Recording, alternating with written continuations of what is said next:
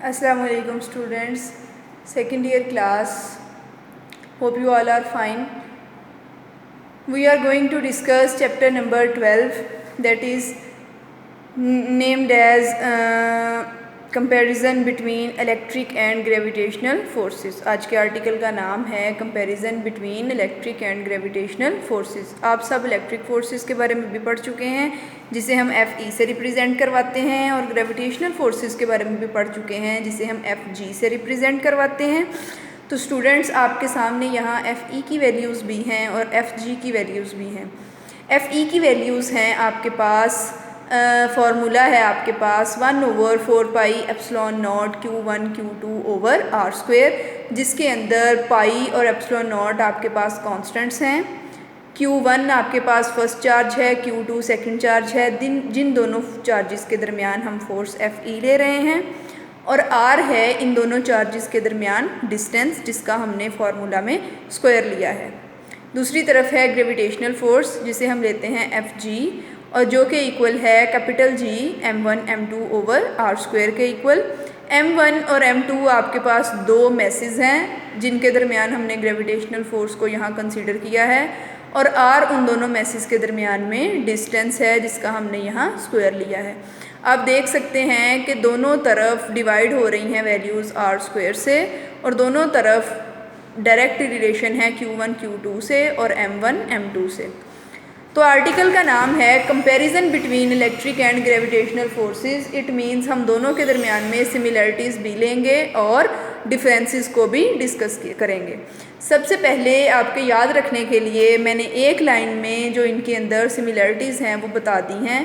Both are mutual, दोनों एक जैसी इक्वेशंस हैं। कंजर्वेटिव यानी पाथ पर डिपेंड नहीं करती, इंडिपेंडेंट ऑफ इट्स पाथ हैं।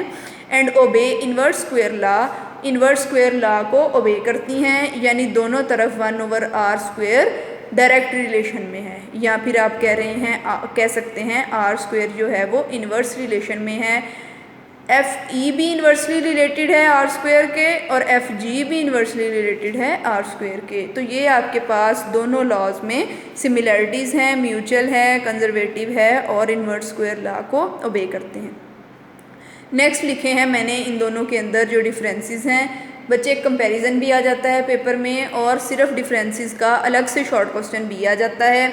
तो Fg के लिए सबसे पहला आपके पास डिफरेंस जो है वो है इसके अंदर कांस्टेंट वैल्यू कैपिटल G, जो कि है 6.67 × 10⁻⁻11 न्यूटन मीटर स्क्वायर पर स्क्वायर किलोग्राम।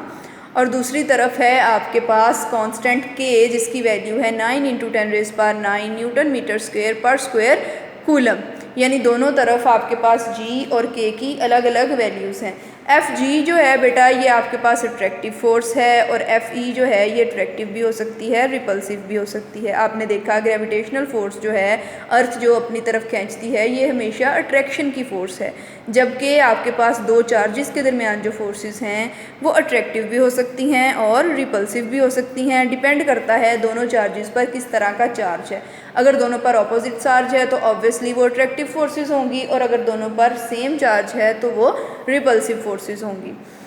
Fg जो है आपके पास ये मीडियम इंडिपेंडेंट है, मीडियम पर डिपेंड नहीं करता। आप देख सकते हैं आपके पास हवा में किस तरह की गैसेस हों, फिर भी ग्रेविटेशनल फोर्स जो है उसकी वैल्यू सेम रहती है। Fe जो है ये डिपेंड करता है मीडियम के ऊपर, यानी कि दोनों चार्जेस के दरमियान कौन सा मीडियम है, वो सॉलिड है, वो लिक्विड है, वो गैसेस है, तो इसके ऊपर डिपेंड करेगी फोर्स Fe। फोर्थ आपके पास डिफरेंस है comparatively weak and comparatively strong. Fg की वैल्यू जो है वो मैग्नीट्यूड जो है वो आपके पास इलेक्ट्रिक फोर्स की निस्बत वीक है, उसके कंपैरेटिवली हम कह सकते हैं ये एक वीक फोर्स है, जबकि Fe जो है ये कंपैरेटिवली स्ट्रॉन्ग फोर्स है एज़ कम्पेयर टू Fg।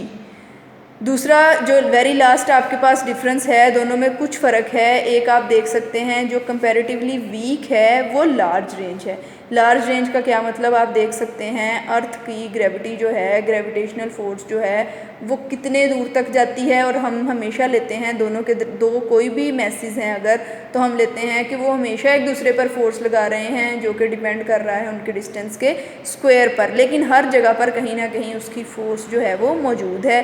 तो एफ जी जो है आपके पास लार्ज रेंज फोर्स है, जबकि एफ ई जो इलेक्ट्रिक फोर्स है वो आपके पास शॉर्ट रेंज फोर्स है। हम जिस तरह फील्ड को डिस्क्राइब करते हैं कि किसी एक जगह पर दूसरा चार्ज उसकी फील्ड के अंदर आएगा तो उसके इन्फ्लुएंस में आएगा, उसकी तरफ अट्रैक्ट होगा या उससे रिपेल होगा, तो एफ ई जो है ये आपके पास शॉर्ट रेंज फोर्स है। तो ये बेटा आज का टॉपिक था जिसके अंदर हमने पढ़ा कंपैरिजन इलेक्ट्रिक और ग्रेविटेशनल फोर्सेस के दरमियान एफ ई और एफ जी की वैल्यूज़। हमने इन दोनों में सिमिलरिटीज़ देखी जो कि 3 थी, और हमने इन दोनों में डिफरेंसेस देखे जो कि 5 थे। तो आई होप कि बेटा आपको दोनों में सिमिलरिटीज़ भी अच्छे से समझ आ गई होंगी और डिफरेंसेस भी अच्छे से समझ आ गए होंगे। पेपर में ये कंपैरिजन के थ्रू भी क्वेश्चन पूछ लिया जाता है और सिर्फ इन दोनों में डिफरेंसेस भी पूछ लिए जाते हैं। तो आपने नीट एंड क्लीन एक लाइन दरमियान में लगा के नंबरिंग दे के फिर ये क्वेश्चन अटैम्प्ट करना है ताकि आप फुल मार्क्स जो हैं वो अटेन कर सकें। Thank you so much students. अल्लाह हाफिज़।